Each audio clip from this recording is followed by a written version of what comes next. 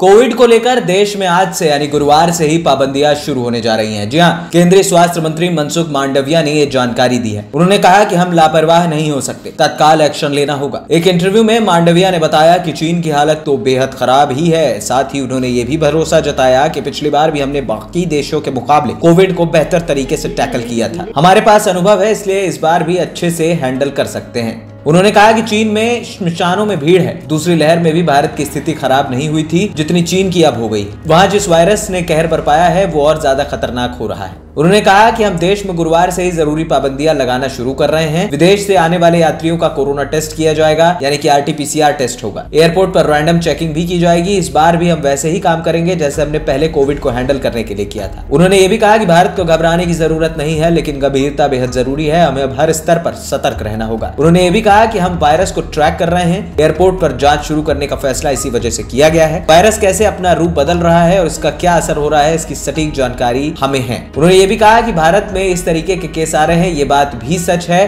क्योंकि यहाँ पर उन्होंने तर्क दिया BF7 के जो मामले सामने आए हैं। उन्होंने ये भी कहा कि एक और बात नोटिस की गई है कि BF7 वेरिएंट भी म्यूटेट कर रहा है। ये बात ज्यादा खतरनाक कही जा सकती है। इस वेरिएंट के मामले भारत में पहले भी सामने आ चुके हैं। ये मामले समय समय पर पाए गए हैं, लेकिन अच्छी बात यह है कि ये फैले नहीं है। गुजरात समेत हर राज्य को अलर्ट रहना होगा। किसी एक राज्य के संबंध में इस पर बात नहीं की जा सकती। देश में अभी मामले बढ़ने शुरू नहीं हुए, लेकिन हो सकते हैं। लिहाजा गुजरात सहित सभी राज्यों को अलर्ट रहना होगा।